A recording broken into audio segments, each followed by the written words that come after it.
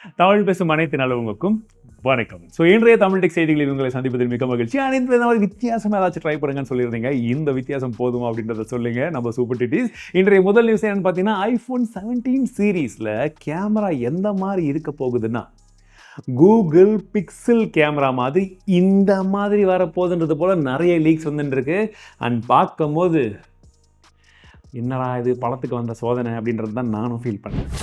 So ரீசெண்டாக ஒரு ஸ்டடியில் என்ன கண்டுபிடிச்சிருக்காங்கன்னு பார்த்தீங்கன்னா, மார்ஸில் அடிக்கடி ஸ்ட்ராம்ஸ் எல்லாம் வந்துக்கிட்டே இருக்குது. ரொம்ப பெரிய ஸ்ட்ராம், ஹீட் ஸ்ட்ராம். இது வர்றதுக்கான காரணம் என்னென்னா, சர்ஃபேஸுடைய ஹீட் அதிகமாகிறதன் காரணமாக தான் இது வருது. ஸோ இது வந்து ஒரு பேட்டர்ன் வந்து ஃபார்ம் ஆகுது. இதை வந்து நம்மளால் வந்து ப்ரிடிக்ட் பண்ண முடியுது. இப்போ 64% வரைக்கும் கிட்டத்தட்ட நம்ம இது வந்து ஆமாம் இந்த மாதிரி இருக்கும்போது இந்த மாதிரி ஸ்ட்ராம்ஸ் வர்றதுக்கான சான்சஸ் இருக்குது அப்படின்றத நம்மளால் கண்டுபிடிக்க முடியும் அப்படின்றத போல சொல்லியிருக்காங்க. அதற்கான காரணம் என்னென்னா, சோனார் எனர்ஜி அப்சார்ப்ஷன் வந்து பார்த்தீங்கன்னா இம்பேலன்ஸாக இருக்கிறதுனால இந்த ஸ்ட்ராம் உருவாகுது அப்படின்றது போலையும் இப்போ வரைக்கும் தெரிய வந்த விஷயத்தை வச்சு சொல்றாங்க. Redmi Note 14 சீரிஸ் இந்தியாவில் லான்ச் ஆயிடுச்சு. உங்களுக்கே தெரியும், இதை பற்றி நான் அதிகமாக சொல்ல வேண்டிய அவசியமே கிடையாது. ஆனால் ப்ரைஸை மட்டும் பார்த்தா ப்ரோ ப்ளஸை பொறுத்த வரைக்கும் 30,000 வச்சிருக்காங்க. 31 இன்ஃபேக்ட் சொல்ல போனால் ப்ரோ வந்து 25,000 லான்ச் பண்ணியிருக்காங்க. அண்ட் 14 மட்டும் பார்த்தீங்கன்னா 18,000 வந்து லான்ச் பண்ணியிருக்காங்க. இதை பற்றி உங்களுடைய கருத்துக்கள் என்னன்னு சொல்லுங்கள். இந்த 3 ஸ்மார்ட் ஃபோனில் உங்களுக்கு ஏதாச்சும் ஸ்மார்ட் ஃபோனுடைய அன்பாக்சிங்கோ ரிவ்யூவோ நம்ம சேனலில் வேணும்னா, அன்பாக்சிங் வேண்டாம் ரிவ்யூ டேரெக்டாக பண்ணலாம், வேணும்னு நினச்சிங்கன்னா எந்த ஃபோனுன்னு சொல்லுங்கள், நான் வாங்கி சீக்கிரமாக உங்களுக்காக ரிவ்யூ கொண்டு வரேன். இது நியூஸ் பேர் நான் சொல்லவே விரும்பல, அந்த மாதிரி ஒரு நியூஸ். அது அட்டுல் சுபாஷ் அப்படின்னு சொல்லக்கூடியவர் வந்து பார்த்தீங்கன்னா ஒரு டெத் நோட், ஒரு வீடியோவே நான் வந்து சூசைட் பண்ணிக்க போகிறேன், இதுதான் காரணம் அப்படின்னு சொல்லி வீடியோ பதிவிட்டு அவரோட சேனலில் போட்டுட்டு சூசைட் பண்ணி இறந்து போயிருக்காரு. 34 வயசு தான் அவருக்கு. எதனால இறந்தாருன்னா, அவருடைய ஒய்ஃப் விவாகரத்து கேட்டிருக்காங்க. ஓகே ஃபைன், விவாகரத்து கொடுக்கறதுக்கெல்லாம் ரெடி பண்ணியிருக்காங்க. கோர்ட்டுக்கு போயிருக்காங்க. இவருடைய சம்பளம் 84,000 ரூபாய், 40,000 வந்து அவங்களுக்கு கொடுங்கன்னு சொல்லியிருக்காங்க எவ்ரி மந்த். ஓகேன்னு சொல்லி அதுவும் கொடுத்துருக்காரு. பட் இல்லை பத்தாது, நீங்கள் அதிகமாக கொடுங்கறது போலையும் கேட்டிருக்காங்களாம். ப்ளஸ் பல்காக ஒரு அமௌண்ட், கோடிகள் ஏதோ கேட்டிருக்காங்க, 1 கோடியோ 2 கோடியோ கேட்டிருக்காங்க. செட்டில் பண்ணுங்க, நாங்கள் இதெல்லாம் விட்டுறோம்னு சொல்லிட்டு கோர்ட் சைட்லையுமே வந்து ஏதோ லஞ்சம்லாம் அதிகமாக வந்து கேட்டிருக்காங்க. ப்ளஸ் இவர் வந்து ரொம்ப அபியூஸ் பண்ணி சிரிச்சும் பேசியிருக்காங்க. நீ எல்லாம் எதுக்கு வாழ்கிற, செத்துருப்பா அப்படின்ற மாதிரிலாம் சொல்லியிருக்காங்க. ரொம்ப மன உளைச்சலுக்கு போய் இந்த மனுஷன் இறந்திருக்கார். ஸோ இந்தியாவோட லீகல் சிஸ்டம் முன்னிருந்த சூழ்நிலைக்கு ஏற்ப பெண்களுக்கு சாதகமான நிறைய விதமான விஷயங்கள் இருந்தாலும் இப்போ ஆண்கள் தான் அதிகமாக பாதிக்கப்படுறாங்க அப்படின்றத போல சொல்லிட்டு இருக்காங்க. ஸோ ஒரு பேலன்ஸ்டாக டிரான்ஸ்பரன்சியோட ஒரு சட்டம் இப்போ தேவை அப்படின்றது போல் ஆன்லைனில் நிறைய விதமான விஷயங்கள் பரவிக்கிட்டு இருக்கு. உங்கள் கருத்துக்கள் என்னன்னு சார். இந்தியாவோட ஹைப்பர்லூப் முதல் முறையாக வந்து பார்த்தீங்கன்னா ஐஐடி மெட்ராஸ், டியூட்டர் ஹைப்பர்லூப் மற்றும் அவிஷ்கார் ஹைப்பர்லூப்லாம் சேர்ந்து இது வந்து உருவாக்கியிருக்காங்க. அவிஷ்கார் ஹைப்பர்லூப் அப்படின்னு சொல்லக்கூடிய கம்பெனி ஏற்கனவே வந்து பார்த்தீங்கன்னா டெஸ்ட்ல, அதாவது இலான் மஸ்க் ஆர்கனைஸ் பண்ண அவங்களுடைய ஹைப்பர்லூப் இருக்குது பார்த்தீங்களா, அந்த காம்படிஷனில் 1600 டீம் வந்து பார்ட்டிசிபேட் பண்ணாங்க. அதில் டாப் 10ல் ஏஷியாவிலேருந்து போன ஒன் அண்ட் ஒன்லி டீம் இவங்க தான். ஸோ இவங்கெல்லாம் சேர்ந்து வந்து பண்ணிக்கிட்டு இருக்காங்க. பட் என்ன பிரச்சனைனா, ஃபாரினில் அந்த போரிங், அதாவது இலான் மஸ்க் வந்து பார்த்தீங்கன்னா போரிங், அந்த பர்டிகுலர் ஹைப்பர்லூப் ப்ராஜெக்ட்ஸ் எல்லாமே கிட்டத்தட்ட வந்து கிடப்பில் போடப்பட்டதாக வந்து சொல்லிட்டு இருக்காங்க. ஸோ இப்படி இருக்கும் சமயத்தில் இந்தியாவில் இந்த ஹைப்பர்லூப் சக்ஸஸ் ஆகும் அப்படின்ற ஒரு கேள்வி எழுப்பப்பட்டிருக்கு. iSpace அப்படின்னு சொல்லக்கூடிய ஒரு ஜப்பான் கம்பெனி, மேக்னா பேட்ரா அப்படின்னு சொல்லக்கூடிய ஒரு கம்பெனி கூட சேர்ந்து, இந்த கம்பெனி என்னடான்னு பார்த்தீங்கன்னா ரொம்ப வேல்யூபிளான ஒரு சில விஷயங்களை வந்து நிலாவிலிருந்து எடுக்கக்கூடிய ஒரு கம்பெனியாக இருக்குது. இவங்க 2 பேரும் பார்ட்னர்ஷிப் பண்ணியிருக்காங்க. அது எதுக்குன்னா, நிலாவில் இருக்கக்கூடிய ஹீலியம் 3 வந்து பூமிக்கு எடுத்துகிட்டு வந்து யூஸ் பண்ணுறதுக்கு. ஓகேங்களா, இந்த ஹீலியம் 3 அப்படின்றது உலகத்தில், அது பூமியை பொறுத்த வரைக்கும் ரொம்பவே ரேரஸ்டான விஷயம். இது நிலாவில் இருக்குது, அதை எடுத்துகிட்டு வரலாம் அப்படின்றது தான் இவங்க வந்து பிளான் பண்ணியிருக்கிறதா சொல்கிறாங்க. இது எதுக்கு யூஸ் ஆகுதுன்னு பார்த்தீங்கன்னா, நியூக்ளியர் ஃபியூஷன் ரியாக்டர்ஸ்க்கெல்லாம் யூஸ் பண்ணலாம், ஒரு க்ளீனான எனர்ஜி அந்த மாதிரி விஷயங்களுக்கு வந்து யூஸ் பண்ண முடியும். ஸோ இது வந்து பார்த்தீங்கன்னா நிலாவுக்கு அதிகமான சேதம் இல்லாமல் எடுத்துகிட்டு வர்றது தான் இவங்களுடைய முயற்சியாக இருக்குது அப்படின்றத போல் சொல்லிட்டு இருக்காங்க. பூமியை பண்ணது பத்தாதுன்னு இப்போ நிலாவில் ட்ரை பண்ண போகிறாங்க. ஏதாச்சும் ஆச்சு முடிஞ்சு சோழி. எஸ் மேடம் அப்படின்னு சொல்லக்கூடிய ஒரு சர்வீஸ் கம்பெனி என்ன பண்ணியிருக்காங்க, அவங்களுடைய எம்ப்ளாயிஸ் கிட்டலாம் சர்வே எடுத்திருக்காங்க. இப்போ அவங்கள எத்தனை பேருக்கெல்லாம் ஸ்ட்ரெஸ்ஸாக இருக்குது அப்படின்னு சொல்லிட்டு. இப்போ ஜென்ரலாக அந்த மாதிரிலாம் சர்வே எடுக்கும்போது என்ன பண்ணுவாங்க, சரி நம்ம நலனுக்காக ஏதாச்சும் வந்து பண்ணுவாங்க செய்வாங்க அப்படின்னு சொல்லி நிறைய பேர் வந்து ஆமாங்க அப்படின்னு சொல்லியிருக்காங்க. யாரெல்லாம் ஸ்ட்ரெஸ் அதிகமாக இருக்குன்னு சொன்னாங்களோ, இனிமேட்டு நீங்கள் ஸ்ட்ரெஸ்ஸில் இருக்காதீங்க, அதனால உங்களை வேலையை விட்டு தூக்குறோம், நீங்கள் ஃப்ரீயாக இருங்க அப்படின்னு சொல்லி தூக்கிட்டாங்க. அதுக்கப்புறம் சோஷியல் மீடியா ஃபுல்லாக பிளாக் லாஷஸ் நிறைய, என்னடா பண்ணுறீங்க அப்படின்னு சொல்லி கம்பெனியை ஃபுல்லாக திட்டினதுக்கப்புறமா என்ன சொல்கிறாங்க, இல்லை நாங்கள் ஒரு அவேர்னஸ்க்காக தான் இதை பண்ணோம், ஏன்னா ஒர்க்கில் வந்து ஸ்ட்ரெஸ் வந்து ஜாஸ்தியாக இருக்குது, அதனால அந்த அவேர்னஸை க்ரியேட் பண்ண போகிறோம், அதனால நாங்கள் யாரையும் வேலை விட்டெல்லாம் தூக்கல. இன்ஃபேக்ட் சொல்ல போனால் நாங்கள் என்ன பண்ணுறோன்னா, இந்த ஸ்ட்ரெஸ்லேருந்து அவங்க வெளியே வர்றதுக்கு வருஷத்துக்கு 6 நாள் ஸ்ட்ரெஸ் ஃப்ரீ லீவே நாங்கள் தரோம் அப்படின்றத போலலாம் சொல்லியிருக்காங்க. வித் ஒரு ஸ்பாவும் தராங்களாம். அதாவது அவேர்னஸை பண்ணுறோம், இதை பண்ணுறோம், அதை பண்ணுறோன்னு சொல்லிட்டு மக்களை மேனிப்புலேஷன் பண்ணுறது தான் இப்போ ஜாஸ்தி வந்து போய்கிட்டு இருக்கு. ஸோ உஷாராக இருங்க மக்களே. டெஸ்லா இந்தியாவில் ஷோரூம் எடுத்துகிட்டு வர்றதுக்கு பிளான் பண்ணிக்கிட்டு இருக்காங்க அப்படின்றது போல் லீக்ஸ் மட்டும்தான்.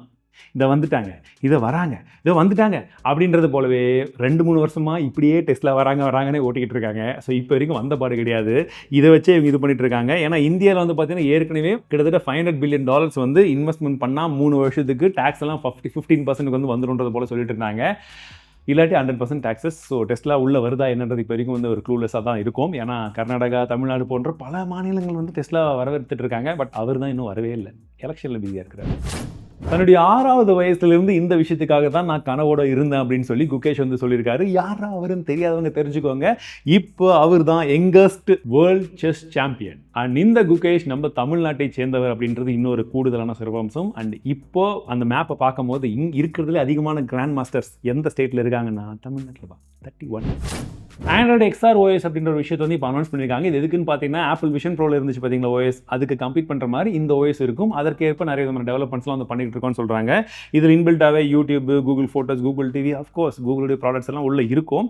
ப்ளஸ் இது வந்து காம்படிஷனுக்கு வந்து பார்த்தீங்கன்னா ஒரு சைடில் ஆப்பிளுடைய விஷன், இன்னொரு சைடில் வந்து பார்த்தீங்கன்னா மெட்டா, இவங்க கூடலாம் காம்படிஷன் இருக்குன்றது போல சொல்கிறாங்க. ஏன்னா இவங்களாம் ஆல்ரெடி மார்க்கெட்டில் இருக்கிறாங்க, இவங்க இனிமேட்டு தான் வரப்போகிறாங்க. ப்ளஸ் இதில் முக்கியமாக வந்து பார்த்தீங்கன்னா ஜெமினி AI அசிஸ்டன்ட் வந்து உள்ளே இருக்க போகுது. இது ஒரு பெரிய அட்வான்டேஜாக இருக்கும் அப்படின்றது போல் அவங்க சொல்லிட்டு இருக்காங்க.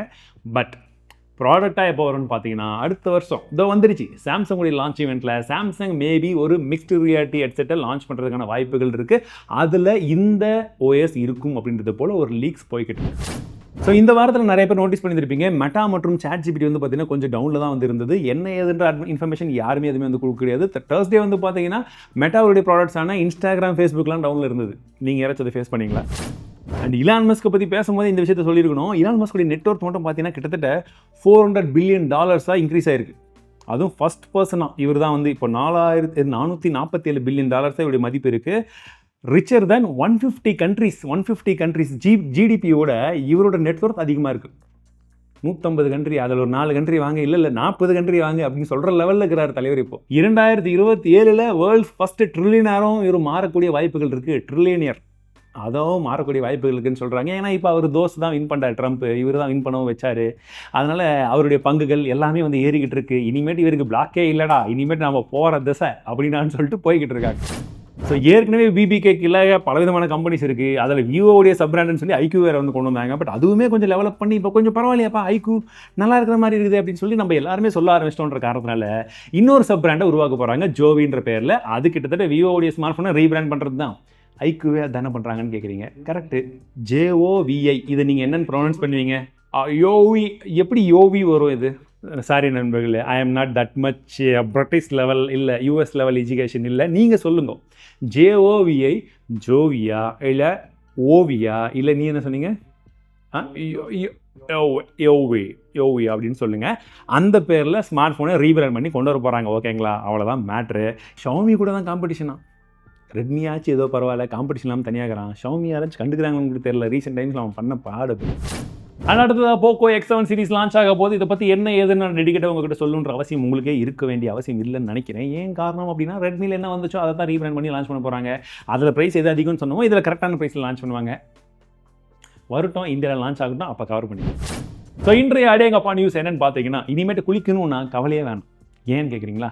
ஹியூமன் AI வாஷிங் மிஷின், அது நார்மல் ஹியூமன் வாஷிங் மிஷின்லாம் கூட கிடையாது, AI வாஷிங் மிஷின். நம்ம ஏறி அந்த மிஷின்குள்ளே உட்காந்துக்கிட்டா போதுமா, தண்ணி ஓரளவுக்கு ரொப்பிட்டு இந்த ஆளுக்கு இப்போ எக்ஸாம்பிளுக்கு நான் குளிக்க போகிறேன்னா இவருக்கு எந்த அளவுக்கு சூடு இருந்தால் ஓகே, அண்ட் எங்கெங்கெல்லாம் அழுகு இருக்குன்னு கூட AI டிரெக்ட் பண்ணுமா என்னன்னு சத்தியமாக தெரியல. இது எதுக்கு AI வச்சு இந்த ஹைப்பை மட்டும் ஏற்றுறானுங்களா சும்மா, இல்லை உண்மையாகவே அது ஏதாச்சும் வேலை பண்ணுமா அப்படின்றது தெரியல. ஒரு ஆளுக்கு ஏற்ற மாதிரி இதுவே வந்து போயிட்டு முதுகெல்லாம் தேய்ச்சி விடுமாப்பா. அந்த மாதிரி தேய்ச்செல்லாம் விடாது. அப்புறம் என்ன, ஜஸ்ட் ஸ்ட்ரீம் மட்டும், அது என்ன ஜெட் ஸ்ட்ரீம் மட்டும் பண்ணோம். இந்த கார் வாஷுக்குள்ளே கார் போனால் பண்ணது இல்லைங்க, அது தாங்க அதை மாடிஃபை பண்ணி உள்ளே கொண்டு வந்துட்டு AI ஹியூமன் வாஷிங் மிஷின் பேர் வச்சு ஊரை ஏமாற்றினுக்கிறாங்க.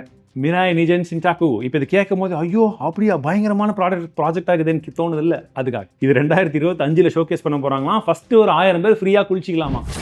ஃப்ளிப்கார்ட் மற்றும் மிந்த்ராவில் பார்த்தீங்கன்னா இப்போ கேன்சலேஷன் ஃபீன்னு ஒரு விஷயத்தை வந்து கொண்டு வர போகிறாங்களா. அதாவது நீங்கள் ஆர்டர் பண்ணிடுறீங்க, உங்களுக்கு ப்ராடக்ட் வேணான்னு வந்து தோணுது அப்படின்னா நம்ம எப்போ வேணாலும் கேன்சல் பண்ணிக்கலாம் அப்படின்ற மாதிரி இருக்கு இல்லைங்களா. அப்படி இல்லாமல் ஒரு சில குறிப்பிட்ட டைமுக்குள்ளே நீங்கள் கேன்சல் பண்ணிங்கன்னா ஃப்ரீயாக பண்ணிக்கலாம். அதுக்கப்புறம் பண்ணிங்கன்னா ஷிப்பிங் வந்துட்டு போகிற காஸ்ட்டு, செல்லருக்கு ஆகக்கூடிய நஷ்டம், இதெல்லாம் வந்து கொஞ்சம் காம்பன்சேட் பண்ணுறதுக்காக $20 வந்து நாங்கள் சார்ஜ் பண்ணுறோம் அப்படின்றது போல் சொல்லிட்டு இருக்காங்க. இதை பற்றி உங்கள் கருத்துக்கள் என்னென்று ஷேர் இனிமேட்டு வாரம் அடேங்கப்பா வருதோ ஐயோப்பா வருதோ இதெல்லாம் வருதோ இல்லையோ நம்ம சத்திய சோதனை நியூஸை கொண்டு வர போகிறோம். எஸ், புது நியூஸ் எதுன்னு கேட்டிங்க இல்லையா, சத்திய சோதனை. அந்த சத்திய சோதனை நியூஸ் எதுன்னு பார்த்தீங்கன்னா 3 வாரமாக தொடர்ந்து வர்றது கூகுள் தான். ஸோ இந்த சத்திய சோதனை நியூஸில் இருக்கக்கூடிய விஷயம் என்னென்னா, டூருக்கு கோவா போகலான்னு எல்லாம் பிளான் பண்ணியிருக்காங்க. நம்ம பிளான் மட்டும் தான் பண்ணுவோம்னு நினைக்கிறீங்களா? எஸ், அதுவும் ஒரு சைடில் இருக்குது. பட் பிளான் பண்ணி உண்மையாகவே கார் எடுத்துகிட்டு போயிருக்காங்க. கூகுள் மேப்பை நம்பி போயிருக்காங்க. கோவா போகிறத விட்டுட்டு கர்நாடகா பார்டரில் இருக்கிற காட்டுக்குள்ளே போயிட்டுருக்காங்க. அங்கே தப்பித்தவர் ஏதோ சிக்னல் கிடைச்ச இடத்துல போயிட்டு வேறு வழி இல்லாமல் எமர்ஜென்சி கான்டாக்ட் கால் பண்ணி போலீஸ் எல்லாம் வந்து இவங்களை ரெஸ்கியூ பண்ணி அதுக்கப்புறம் அனுப்பிச்சி வச்சிருக்காங்க. அதுக்கப்புறம் அவங்க கோவா போயிருக்காங்க. காட்டுக்குள்ளேயே போய் கரடிக்கிட்டே அடி வாங்கினாலும் நாங்கள் கோவா தான் போவோம், கோவா போயிருக்காங்க. பார்த்தீங்களா, அதுக்கே பாராட்டும். ஒரு நைட்டில் ஸ்டே எல்லாம் வேறு பண்ணாங்களாம். பாருங்கள், இந்த என்ன நான் ஏன்னா நடுஜாமத்தில் சுடுகாட்டுக்கு போக போகிறேன் அப்படின்ற சூழ்நிலையில் உண்மையாக போனாலும் நாங்கள் கோவாவுக்கு தான் போவோம், கோவா போயிருக்காங்க அப்படின்ற மாதிரி தான் நியூஸில் இருந்துச்சு. நான் ஃபோன் பண்ணியெல்லாம் கேட்கல. பாருங்கள் நண்பர்களே, இது வரைக்கும் டெக் நியூஸ் முடிஞ்சிருச்சு. இப்போ ஃபினான்ஸ் நியூஸ் பற்றி சொல்ல போகிறேன், சரிங்களா? ஆனால் நிறைய பேர் ஆன் ஸ்பாட்டில் அதை மட்டும் பேசுங்கன்னு சொன்னீங்க. இந்த நியூஸ் அப்படி தான் பேசிகிட்டு இருக்கேன். அப்படி இருந்தாலும் இந்த வாட்டி எக்கச்சக்கமான இன்ஃபர்மேஷன்ஸ், அதனால ஓவராலாக இருக்கும். டைம் ஸ்டாம்ப் முடிஞ்ச வரைக்கும் கொடுத்துட சொல்கிறேன், மறக்காமல் கொடுத்துருங்க பாஸ். பார்த்துட்டு உங்களுக்கு பிடிச்ச நியூஸை பாருங்கள். பட் முடிஞ்ச வரைக்கும் ஃபுல்லாக பாருங்கள். ஏன்னா எல்லாமே ஓவர்லோட் ஆஃப் இன்ஃபர்மேஷன் தெரிஞ்சுக்கணும் கம்பல்சரி, ஓகேவா?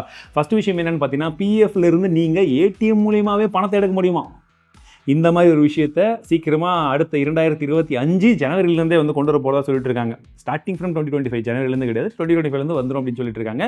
பட் இது எப்படி என்ன ஏதுன்றதை பற்றி இன்னும் எந்த விதமான இன்ஃபர்மேஷன்ஸும் கிடையாது. எப்படி லிங்க் பண்ணணும், பேங்க் அக்கௌண்ட் வந்து அந்த பிஎஃப் ஹோல்டர் தான் வந்து கொடுக்கணும், யார் லிங்க் பண்ணணும், எந்த பேங்க்குக்கு லிங்க் ஆகுது, அது எப்படி ஒர்க் ஆகும், சிங்கிள் விண்டோவில் ஒர்க் ஆகுமா, இல்லை தனியாக ஏதாச்சும் வந்து ஏடிஎம் கொடுப்பாங்களா, no information as of now. But பிஎஃப்ன்றதே லாங் டைமில் நமக்கே தெரிஞ்சோ தெரியாமலோ பின்னாடி வளர்ந்து நம்முடைய வயசான காலத்தில் நம்மளை பாதுகாக்கிறதுக்கு தான். அதை ஏடிஎம்ல எடுக்கிற மாதிரி கொடுத்தா ஏதாச்சும் மிஞ்சுமா தெரியல. பட் ஒரு ஃபாஸ்ட் ப்ராசஸிங் இருக்கிறது நல்ல விஷயம். அது ஏடிஎம்ல எடுக்கிற அளவுக்கு தேவையானப்பெல்லாம் பண்ண முடியுமா என்னன்றது தான் தெரியல. அதை மட்டும் கொஞ்சம் பரிசீலனை பண்ணால் நல்லாயிருக்கும்.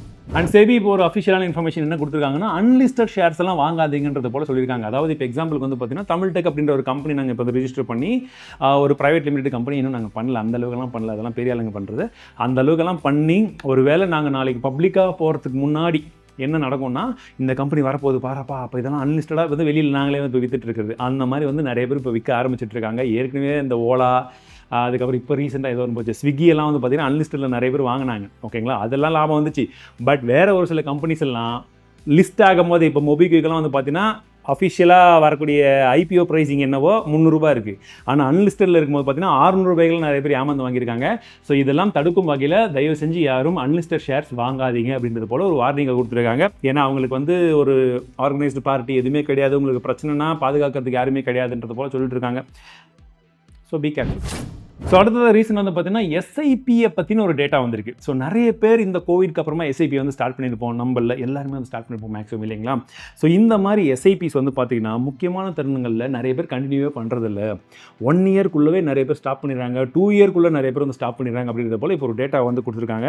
அதுவும் குறிப்பாக வந்து பார்த்தீங்கன்னா இந்த வருஷம் மே நவம்பர்லாம் வந்து ஸ்டாப் பண்ணியிருக்காங்க. குறிப்பாக எலெக்ஷன் டைமில், ரீசெண்டாக யூஎஸ் எலெக்ஷன் டைமில் இதெல்லாம் ஸ்டாப் ஆகிருக்கு. இதற்கு வெவ்வேறு காரணங்கள் இருக்கலாம்.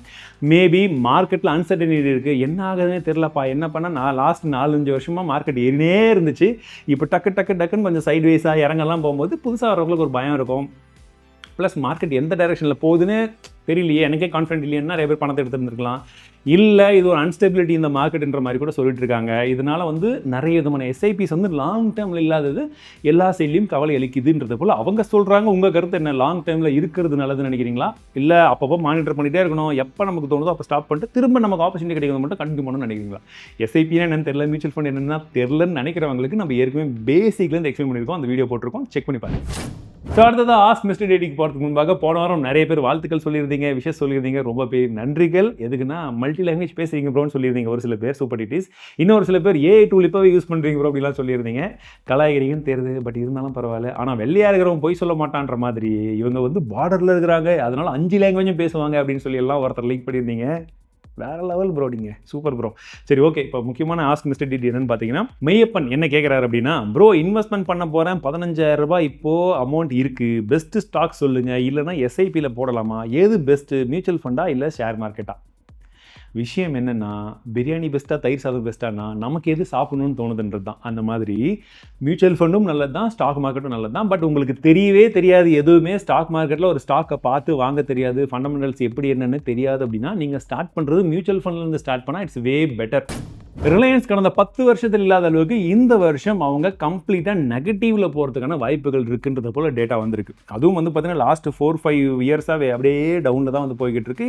இதற்கு பல்வேறு காரணங்கள் இருக்குன்னு சொல்லிட்டு இருக்காங்க. ஒரு சைடில் ஜியோ அவங்க கையில் இருந்து இந்தியாவில் பெரிய மார்க்கெட்டை அவங்க வச்சிருந்தாலும் ப்ரைஸ் இன்க்ரீஸ் பண்ணதுக்கு அப்புறமாக நிறைய பேர்லாம் பிஎஸ்என்எலுக்கு போயிட்டாங்க, அதனால லாஸ் வந்திருக்குன்றது போல ஒரு சில பேர் கணிச்சிருக்காங்க. இன்னொரு சைடில் வந்து பார்த்தீங்கன்னா இப்போ நிறைய வார்ஸ் எல்லாம் அங்கங்கே போயிட்டு இருக்கு பார்த்தீங்களா, இதனால இந்த ஆயில் ப்ரைஸ்லாம் கொஞ்சம் அன்சர்டனிட்டி இருக்கு, இதனாலையும் இவங்களுக்கு ஒரு பெரிய லாஸ் இருக்கு, அதுவாக கூட இருக்கலாம் அப்படின்றது போல சொல்கிறாங்க. இன்னொரு சைடில் வந்து பார்த்தீங்கன்னா இப்போ டிமார்ட்லாம் வந்து எப்படி கொஞ்சம் லாஸில் போய்கிட்டு இருக்காங்களோ இந்த குயிக் காமர்ஸ்னால, இதன் மூலியமாக ரிலையன்ஸ் ரீட்டைல் பிஸ்னஸும் கொஞ்சம் அடி வாங்கிட்டு இருக்கு. இதுவும் ஒரு காரணமாக இருக்கலாம்னு சொல்கிறாங்க. அதாவது ஒரு கம்பெனி இறங்குதுன்னா என்னென்னலாம் ஃபைண்ட் அவுட் பண்ண முடியுமோ எல்லாத்தையுமே எடுத்து இதுவாக இருக்கலாம் அப்படின்லாம் வந்து சொல்லுவாங்க. பட் இந்த இன்ஃபர்மேஷன் மட்டும் நம்ம பேசிக்காக வந்து கேதர் பண்ணிக்கலாம். வாங்குறது முன்னாடி நம்ம வந்து செக் பண்ணிக்கணும், சரிங்களா? அண்ட் இவி பிஸ்னஸை பொறுத்த வரைக்கும் ஓலாக்கு ஒரு மிகப்பெரிய அடின்னு சொல்லலாம். கன்சிக்யூட்டிவாக 50% மார்க்கெட் ஷேர் வச்சிருந்தவங்க இப்போ தொடர்ந்து இறங்கிட்டே வந்து இப்போ எவ்வளோ இருக்குன்னு பார்த்தீங்கன்னா, இப்போ ரீசெண்டாக வந்த டேட்டாவில் வெறும் 18.3% மட்டும்தான் வச்சிருக்காங்க மார்க்கெட் ஷேர். எஸ், நம்பர் 1 பொசிஷனுக்கு யார் வந்திருக்காங்கன்னா, சர்ப்ரைசிங் தான், பஜாஜுடைய ஈவி.